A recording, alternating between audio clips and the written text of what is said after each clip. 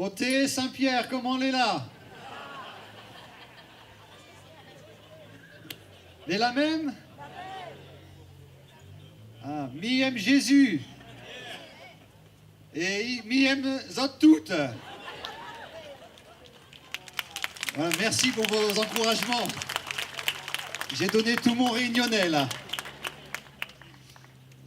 Mais la semaine dernière, on était dans un week-end de jeûne, le WIV, et j'ai pu entendre une belle prière. C'est un chant en créole et qui disait « Souffle dessus mon vie, Seigneur, viens transforme à moi, où les tous et moins la besoin, remplis à moi de outre l'Esprit Saint. » Est-ce que vous voulez bien dire Amen avec moi à cette prière? Amen. Nous croyons que Jésus est là encore pour nous bénir, pour nous transformer, pour nous faire du bien. Voilà, je tiens à remercier le pasteur Clermont-Rupi pour son invitation, ainsi que toute l'équipe pastorale du sud de l'île. C'est vraiment un privilège pour moi d'être avec vous pendant toutes ces soirées, un privilège de vous voir, de vous connaître et de pouvoir chanter ensemble et célébrer le beau nom de Jésus. Est-ce que certains étaient là les dernières soirées et ont été bénis par Jésus? Oui? Est-ce que certains ont été guéris par le Seigneur? Il y a quelques-uns qui lèvent la main? Voilà. Parce que vous savez, on fait des requêtes de prière. Et je crois que tout à l'heure, on va prier pour des sujets. On priera aussi pour ceux qui ont des besoins. Et moi, je dis souvent à l'église où je suis, c'est bien de prier, mais c'est encore mieux de remercier et de rendre gloire à Dieu, parce que toute la gloire est pour lui. Alors n'hésitez pas à venir voir les pasteurs, les équipes d'organisation, pour dire tout ce que Dieu fait de merveilleux durant toute cette semaine. Cela va vous encourager, cela encouragera tous ceux qui viennent dans ces soirées. Voilà, j'ai compris que sur la Réunion, il y avait 2 volcans. Je ne me trompe pas? Il y avait le Piton des Neiges et le Piton de la Fournaise. C'est ça? Vous êtes là? Bon. Alors du coup, ça donne une belle image. Est-ce que ce soir, vous ressemblez davantage au Piton des Neiges ou davantage au Piton de la Fournaise? Si jamais, durant cette soirée, vous voyez votre voisin qui commence davantage à ressembler au Piton des Neiges, que sa tête commence à doucement descendre, à méditer profondément, que les yeux commencent à se fermer, donnez-lui un coup de coude fraternel, amical, gentil, pour lui dire « Réveille-toi ! Sois comme la fournaise, plein de feu pour le Seigneur Jésus, aime-le de tout ton cœur et de toute ta force. » Amen. Voilà, ce soir nous sommes réunis autour de la Bible. C'est un message qui est le centre de tout ce que nous partageons et j'aimerais l'ouvrir avec vous pour lire un passage de cet évangile de Luc au chapitre 8 où nous voyons différents moments que j'aimerais partager avec vous, où Jésus manifeste sa puissance de différentes manières. Évangile de Luc, chapitre 8. Je vais lire avec vous quelques versets à partir du verset 22. Il est écrit qu'un jour, Jésus monta dans une barque avec ses disciples et il leur dit « Passons de l'autre côté du lac. » C'était le lac de Galilée, en Israël. Alors ils partirent et pendant qu'ils naviguaient, Jésus s'endormit. Un tourbillon fondit sur le lac, la barque se remplissait d'eau et ils étaient en péril. Ils s'approchèrent, le réveillèrent en disant « Maître, maître, nous périssons !» S'étant réveillé, il menaça le vent et les flots qui s'apaisèrent et le calme revint. Puis il leur dit « Où est votre foi ?» Saisis de frayeur et d'étonnement, ils se dirent les uns aux autres « Quel est donc celui-ci qui commande même au vent et à l'eau et à qui ils obéissent ?» Ils abordèrent dans le pays des Géraséniens qui est vis-à-vis de la Galilée. Lorsque Jésus fut descendu à terre, il vint au-devant de lui un homme de la ville qui était possédé de plusieurs démons. Depuis longtemps, il ne portait pas de vêtements et avait sa demeure non dans une maison, mais dans les sépulcres. Ayant vu Jésus, il poussa un cri, se jeta à ses pieds et dit d'une voix forte « Qu'y a-t-il entre moi et toi, fils du Dieu Très-Haut? Je t'en supplie, ne me tourmente pas. » Car Jésus commandait à l'esprit impur de sortir de cet homme dont il s'était emparé depuis longtemps. On le gardait lié de chaînes, les fers aux pieds, mais il rompait les liens et il était entraîné par le démon dans les déserts. Jésus lui demanda « Quel est ton nom ?» « Légion, répondit-il, car plusieurs démons étaient entrés en lui. Et il priait instamment Jésus de ne pas leur ordonner d'aller dans l'abîme. Il y avait là dans la montagne un grand troupeau de pourceaux qui paissaient. Les démons supplièrent Jésus de leur permettre d'entrer dans ces pourceaux, et il le leur permit. Les démons sortirent de cet homme, entrèrent dans les pourceaux. Le troupeau se précipita des pentes escarpées dans le lac et se noya. Ceux qui les faisaient paître, voyant ce qui était arrivé, s'enfuirent et répandirent la nouvelle dans la ville et dans les campagnes. Les gens allèrent voir ce qui était arrivé. Ils vinrent auprès de Jésus et ils trouvèrent l'homme de qui étaient sortis les démons assis à ses pieds, vêtu dans son bon sens, et ils furent saisis de frayeur. Un peu plus loin, au verset 40, il est dit qu'à son retour, Jésus fut reçu par la foule car tous l'attendaient.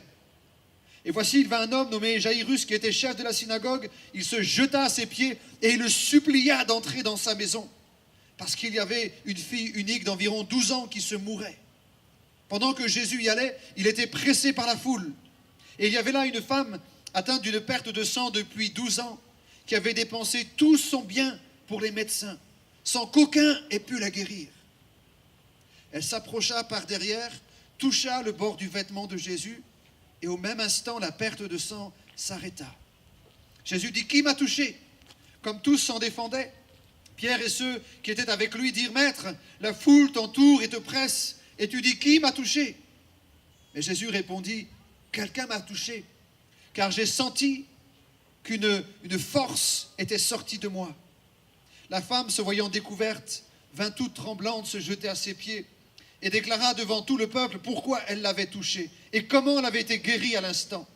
Jésus lui dit « Ma fille, ta foi t'a sauvée, va en paix. » Comme il parlait encore, survint de chez le chef de la synagogue quelqu'un disant « Ta fille est morte, n'importune plus le maître. » Mais Jésus, ayant entendu cela, dit au chef de la synagogue « Ne crains pas, crois seulement, elle sera sauvée. » Lorsqu'il fut arrivé à la maison, il ne permit à personne d'entrer avec lui, si ce n'est à Pierre, à Jean, à Jacques et au père et à la mère de l'enfant. Tous pleuraient et se lamentaient sur elle. Alors Jésus dit, « Ne pleurez pas, elle n'est pas morte, elle dort. » Et il se moquait de lui, sachant qu'elle était morte. Mais il la saisit par la main et dit d'une voix forte, « Enfant, lève-toi !» Et son esprit revint en elle. À l'instant, elle se leva, et Jésus ordonna qu'on lui donne à manger. Les parents de la jeune fille furent dans l'étonnement. Il leur recommanda de ne dire à personne ce qui était arrivé. Amen. Je vous remercie de l'attention que vous avez eue pendant cette lecture de la parole de Dieu.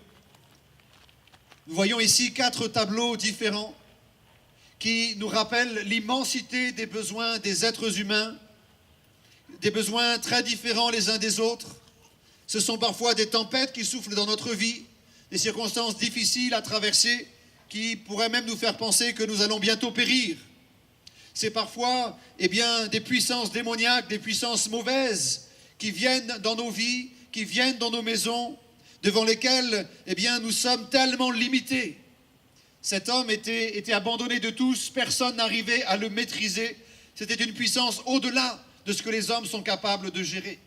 Et puis, il y avait la maladie, cette femme atteinte d'une perte de sang depuis 12 années, et enfin même la mort qui est là. 4 tableaux qui illustrent la diversité des besoins des êtres humains. Et chacun de ces moments sont des moments qui manifestent en même temps l'impuissance de l'humanité devant ses besoins. Nous sommes capables de faire des choses incroyables. J'ai eu l'occasion, en venant jusqu'ici, de voir la magnifique route qui est en train de se construire. C'est formidable ce que les ingénieurs sont capables de concevoir. Ça va être bien pour vous au niveau de la circulation. Mais vous le savez comme moi, on est capable de se barricader, de faire des choses extraordinaires au niveau de l'ingénierie, mais nous ne sommes pas capables de maîtriser ni la mer, ni le vent. Nous sommes capables de bâtir de magnifiques hôpitaux. Et merci au Seigneur pour l'intelligence des médecins. Merci au Seigneur pour tout ce travail qui est là et pour les progrès de la science et de la médecine qui nous aident au quotidien. Mais en même temps, nous sommes conscients de toutes les limites qu'il y a là. Et ces 4 tableaux, à la fois, montrent l'immensité des besoins et l'immensité des limites humaines. Mais voilà que Jésus se manifeste. Et ce soir, le thème de cette soirée, c'est de réaliser que tout est possible avec Dieu. Tout est possible avec Jésus. parce qu'il possède une puissance au-delà de ce que nous pouvons imaginer. Et c'est pour cela que la question est posée, y a-t-il rien qui soit étonnant de la part de Dieu? Je connais une femme dans notre église, la première fois qu'elle est entrée dans une réunion évangélique comme celle-ci, elle a été touchée dans son cœur par le message, elle s'est approchée et l'homme qui annonçait ce message est venu vers elle et a commencé à prier pour elle. Elle avait un souci d'une jambe qui était plus petite que l'autre. Alors il l'a fait asseoir, il a prié pour elle et à son grand étonnement et au nôtre, devant ses yeux, cette jeune femme a vu même sa jambe se rallonger. Y a-t-il rien qui soit étonnant de la part de Dieu? Et elle qui, depuis son enfance, dont les parents pouvaient attester qu'elle avait toujours un souci léger de différence entre la hauteur droite et gauche, Dieu l'a touchée et l'a libérée. Quand je lis ces 4 tableaux, et quand je regarde tellement d'histoires, de familles, de vies qui sont abîmées, comme celles que nous avons lues, je me dis, Dieu nous a créés pour plus que cela. Dieu t'a créé pour plus que de vivre simplement dans les tombeaux et dans l'empire de la mort. Dieu t'a créé pour plus que simplement subir des temps, des années de chirurgie, d'aide médicale. Dieu t'a créé pour plus que seulement pleurer la perte de tes enfants. Dieu t'a créé pour plus que cela. Et c'est ça le message de l'Évangile. C'est lorsque Dieu nous a donné forme, lui le créateur de toutes choses. Il a conçu, en même temps que la création, un plan de salut, un plan de grâce, un avenir qu'il veut nous communiquer. Et peut-être que certains d'entre vous ce soir n'ont pas encore vécu, ne sont pas encore entrés dans ce projet de Dieu. Je lisais il y a quelque temps un homme qui écrivait ces mots, il parlait du paradoxe de notre temps. Il disait, le paradoxe de notre temps dans l'histoire consiste en ce que nous avons des bâtiments de plus en plus longs, mais des tempéraments de plus en plus courts, des autoroutes de plus en plus larges, mais des esprits de plus en plus étroits. Nous dépensons de plus en plus, mais nous avons de moins en moins. Nous achetons de plus en plus, mais nous profitons de moins en moins. Nous avons des maisons de plus en plus grandes et des familles de plus en plus petites. Nous avons plus de facilité, mais moins de temps. Plus de diplômes, mais moins de bon sens. Nous dépensons trop, nous rions très peu, nous conduisons trop vite, nous nous fâchons trop vite, nous veillons très tard et nous nous levons trop fatigués. Il continuera en disant, c'est l'époque où il y a beaucoup dans les vitrines et rien dans les réserves. L'époque des voyages éclairs, des couches jetables, de la réduction des risques, de la moralité au rabais, des aventures d'un soir, des pilules qui remontent et qui tranquillisent et qui tuent. C'est l'époque de plus de loisirs, mais moins de joie, de menus de plus en plus variés, mais de moins en moins nutritifs. C'est l'époque de la paix mondiale, mais c'est aussi la guerre dans les familles.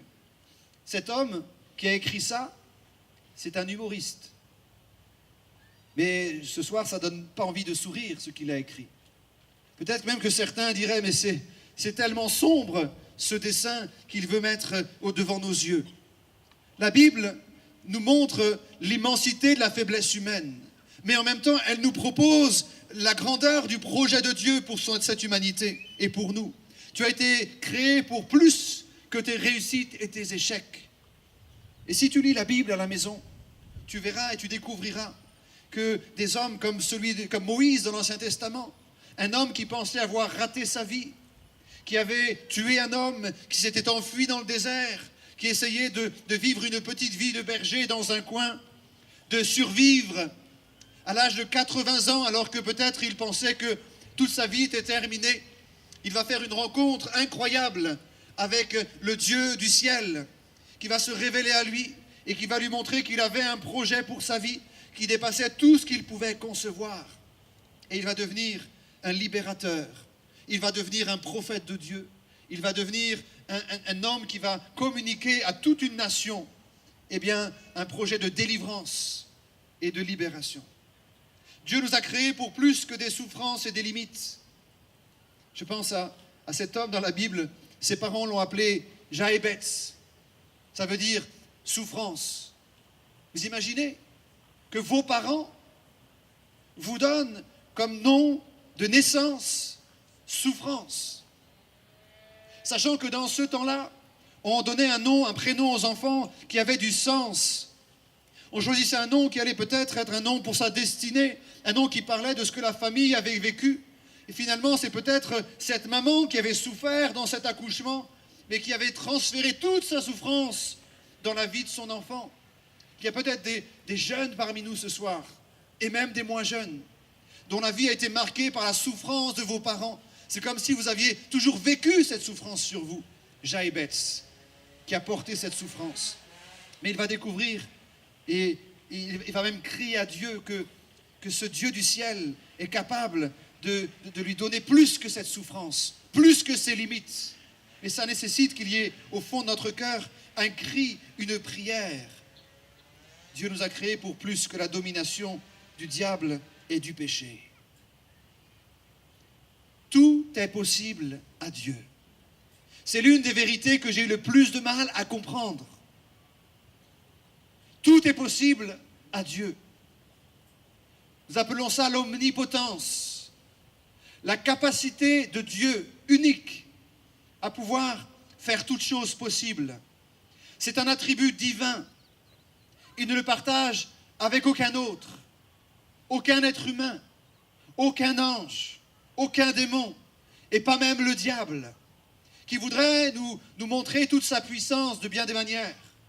Mais la Bible affirme que le seul qui possède cet attribut, c'est notre Dieu. Il dit et la chose arrive. Il ordonne et elle existe. Il est celui qui fait ce qu'il veut dans toute la création. Personne ne peut lui résister. Et Jésus, lorsqu'il va prêcher l'évangile, va rappeler cette vérité comme une vérité pour les hommes, en disant aux hommes, cela est impossible. Mais à Dieu, tout est possible.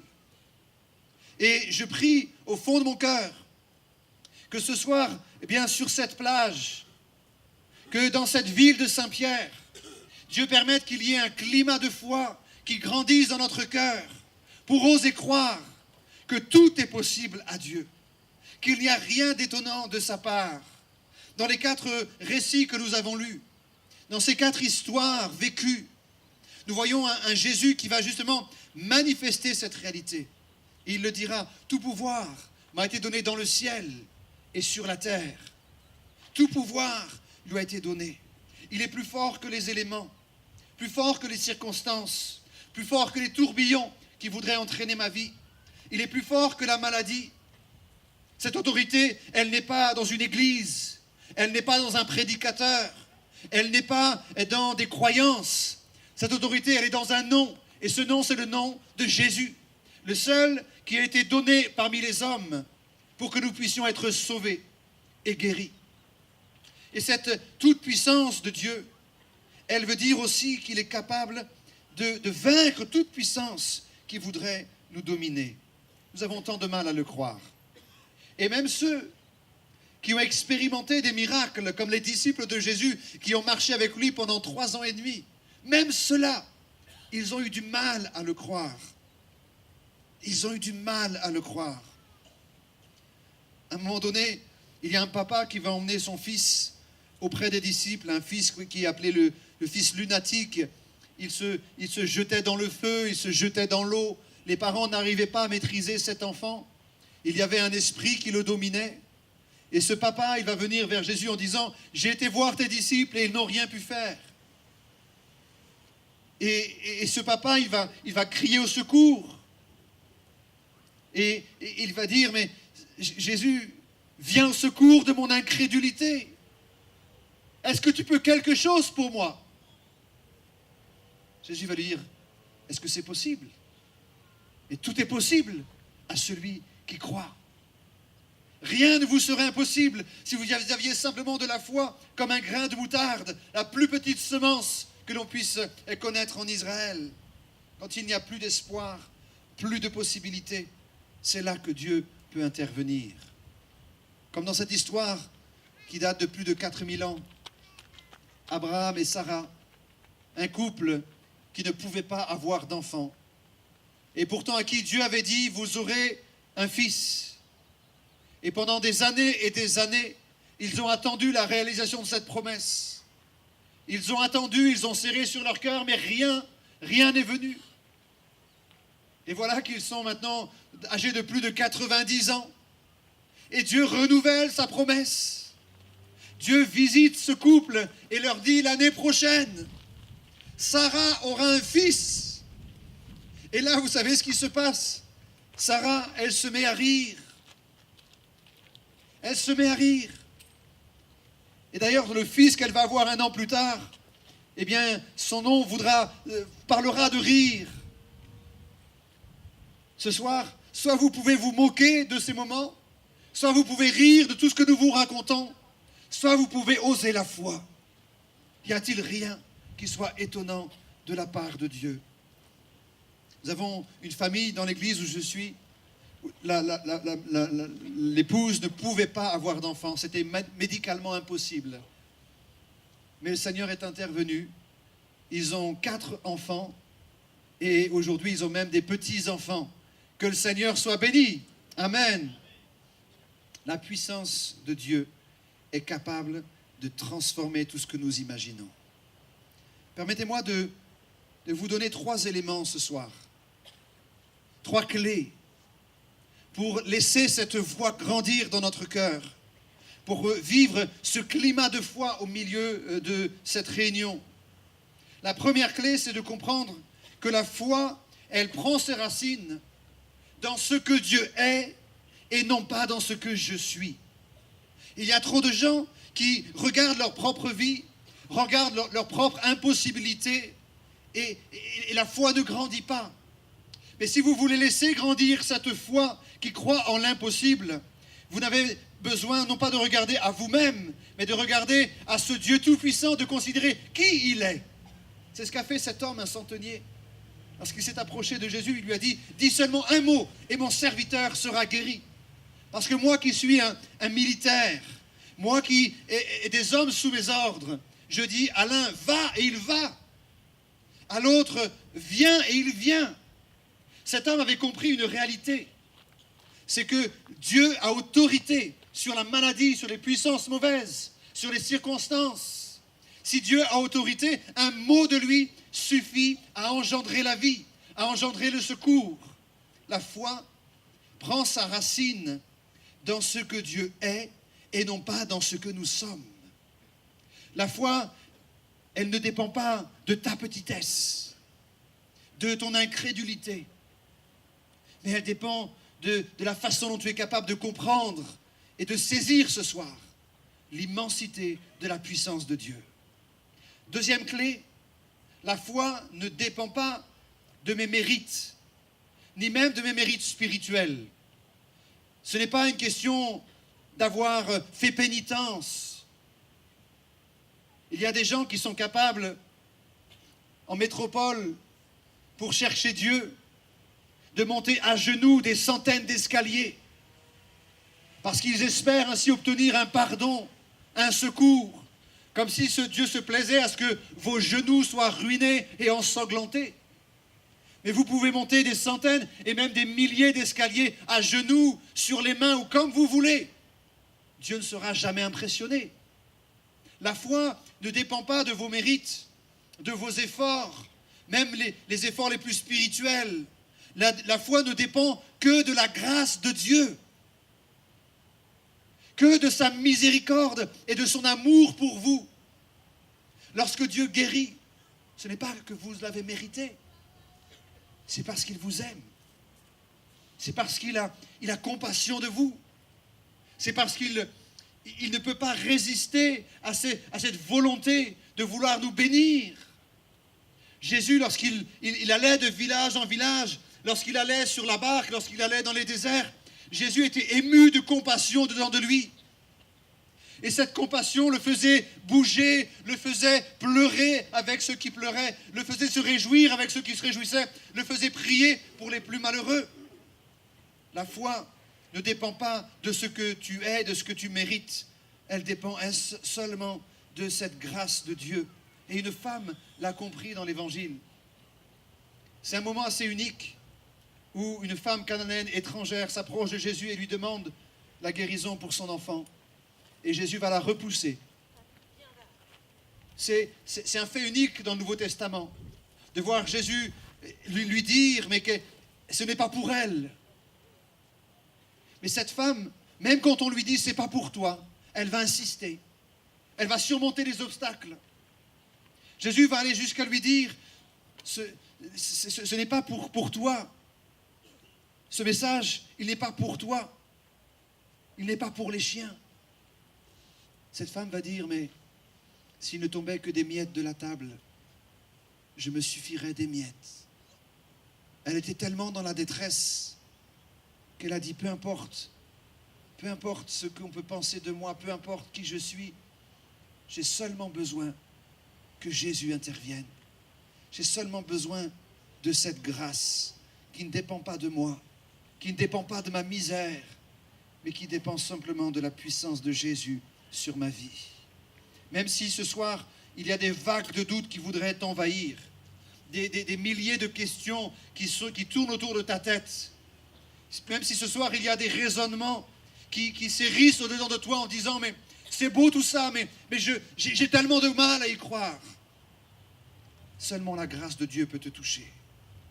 Troisième clé, la foi s'appuie sur ce que Jésus a fait et non pas sur ce que tu vas faire. Toutes tes œuvres ne pourront rien ajouter à ce que Jésus a fait pour toi. La centralité du message de l'Évangile, c'est que Christ a tout accompli pour nous. Nous n'avons rien à y ajouter. Nous n'avons rien à y retrancher. Il a fait toutes choses une fois pour toutes. C'est pour ça que nous puisons notre foi dans la Bible. Nous n'ajoutons rien à ce message. Ce message n'a pas changé depuis 2000 ans, parce qu'il n'a pas besoin de changer. Jésus-Christ est toujours le même, hier, aujourd'hui et éternellement. Et c'est ce que ce papa va réaliser, parce qu'il va dire à Jésus, « Viens au secours de mon incrédulité. Je crois que tu peux guérir mon enfant. » J'ai regardé le dictionnaire il y a quelque temps de cela, et je me suis aperçu que dans la langue française, nous avions au moins 31 synonymes du mot « impossible ». Quand je rencontre des gens, qu'on discute parfois ensemble, qu'on présente l'évangile, souvent les gens vont dire c'est compliqué. Ça, c'est une expression métropolitaine. Je ne sais pas si vous la connaissez ici à La Réunion, mais parfois, nous, en métropole, on entend ça. C'est compliqué. Vous proposez des beaux projets, des beaux rêves, vous présentez des belles perspectives, et les gens vous répondent simplement « Ah oui, mais c'est compliqué ». Et on a inventé des tas de mots pour parler de l'impossible. Plus de 30 synonymes que nous utilisons au quotidien pour dire que ce n'est pas possible. Nous disons c'est épineux, c'est difficile, c'est dur, c'est fou, c'est illusoire, c'est imaginaire, impensable, impraticable, inabordable, inaccessible, inapplicable. C'est incompatible, inconcevable, inconciliable, incroyable, inexécutable, inextricable, infaisable, inimaginable, insensé, insoluble. C'est même insoutenable. C'est insupportable, insurmontable, intenable, intolérable, intraitable, invivable, invraisemblable, irréalisable. C'est irrecevable. Ce sont tous des synonymes du mot impossible. Est-ce que vous voulez bien qu'on change de dictionnaire ce soir? Vous reformatez votre langage, vous effacez tous ces mots de votre vocabulaire et vous choisissez le mot « avec Jésus, c'est possible ». Je n'ai pas bien entendu. Il faut mettre de la conviction. Hein. Avec Jésus, c'est possible. Encore plus fort. Avec Jésus, c'est possible. Donc tous ces mots-là, les 30 mots que je viens de citer, évacuez-les de votre vocabulaire. Laissez-les de côté.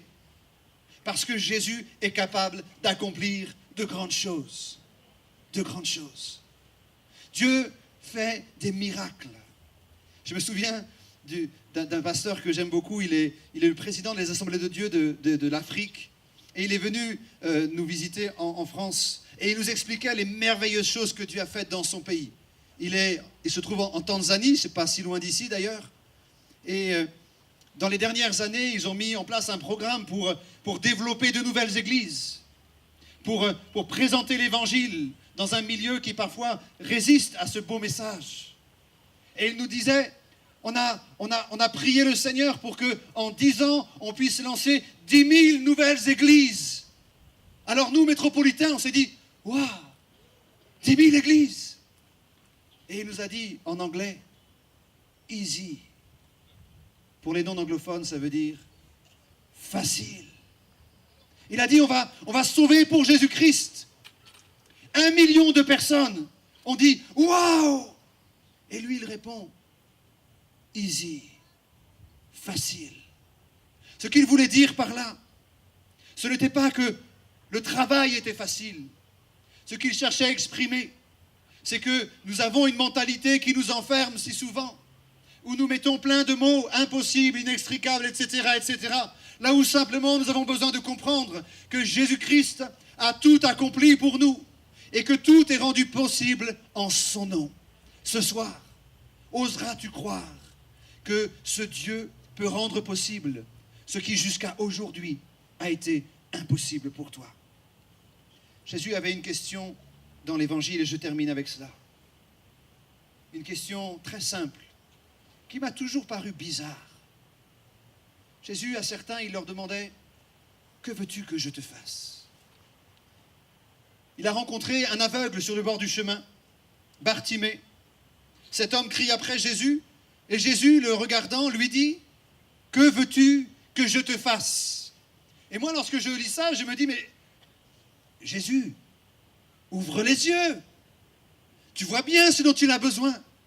C'est un aveugle. Il crie après toi.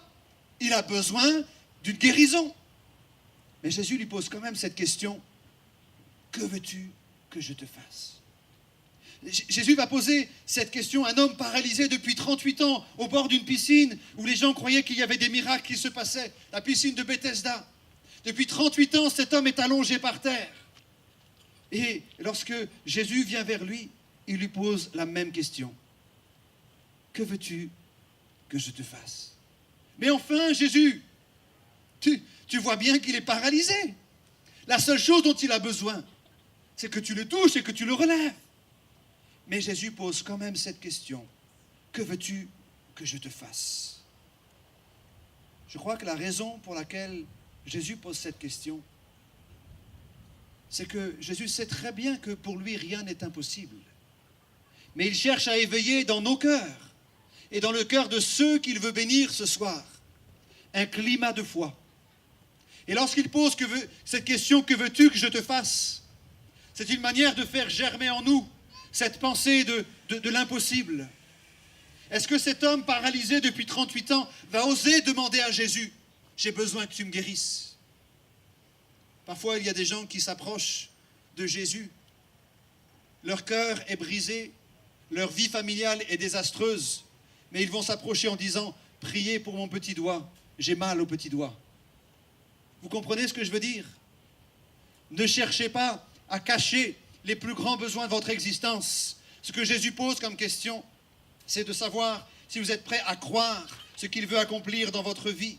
C'est la même question qu'il posera à cette Samaritaine lorsqu'il lui demandera de quoi as-tu soif? Il y a une expression en France qui dit on ne fera pas boire un âne qui n'a pas soif.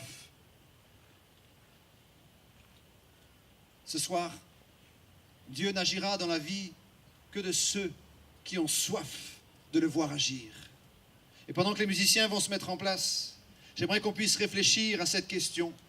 Que veux-tu que je te fasse? Tu es venu à cette réunion, peut-être parce que tu es chrétien de longue date, que tu es venu encourager tout le monde, mais Jésus te pose quand même cette question. Que veux-tu que je te fasse ce soir? Peut-être que c'est la première fois que tu mets les pieds dans ce rassemblement, que tu entends ces chants, que tu entends ces témoignages, que tu entends l'évangile. Et Jésus te pose la même question. Que veux-tu que je te fasse? Et là, il y a plein de choses qui peut-être bougent dans ton cœur. Et ces mots, c'est pas possible, c'est compliqué, résonnent en toi. Eh bien, rappelle-toi, comme nous venons de le dire depuis tout à l'heure, que Dieu t'a créé pour plus que la maladie, pour plus que la mort, pour plus que simplement le pouvoir du diable sur ta vie. Dieu t'a créé pour que tu puisses le connaître et vivre libre avec lui. Et lorsque Christ a donné sa vie sur cette croix, c'est pour pouvoir te dire qu'en lui, il y a le oui de Dieu sur ta vie. Il y a une abondance de bénédictions qui peuvent venir sur toi. Par sa mort à la croix et par sa résurrection. C'est comme si Jésus-Christ avait ouvert le chemin de l'impossible. Comme le peuple d'Israël, il y a des milliers d'années de cela. Ils sont sortis de l'esclavage après 400 ans. Et étant sortis de l'esclavage, ils avaient derrière eux leurs maîtres, les Égyptiens qui leur couraient après, avec des chars, des chevaux. Et puis devant eux, une mer infranchissable. Et ils se sont dit, mais qu'est-ce qu'on fait là? On a cru à des promesses de Dieu, mais aujourd'hui, tout ce que Dieu nous a donné, c'est des ennemis qui veulent nous détruire. Et devant nous, une mer de l'impossible. Et peut-être que ce soir, toi aussi, tu te sens en étau, en disant, j'essaye du secours ici et là, mais je suis comme serré. Et j'ai l'impression que Dieu ne répond pas à mes prières. Est-ce que tu es prêt à croire l'impossible pour que lorsqu'on va prier pour toi, Dieu ouvre un chemin dans cette mer impossible? C'est ce que Christ a fait lorsqu'il a traversé la mort et que 3 jours après, il est ressuscité. La résurrection de Christ est le témoignage le plus puissant que nous puissions comprendre. Que Dieu peut tout accomplir. On va se tenir debout si vous voulez bien. Nous allons prier ensemble et prendre un temps. Demander à Dieu de créer dans nos cœurs un climat de foi. Que dans ce lieu, tous les chrétiens crient et prient pour qu'il y ait un climat de foi. Aucune résistance, aucun impossible qui empêche Jésus d'agir dans ce lieu.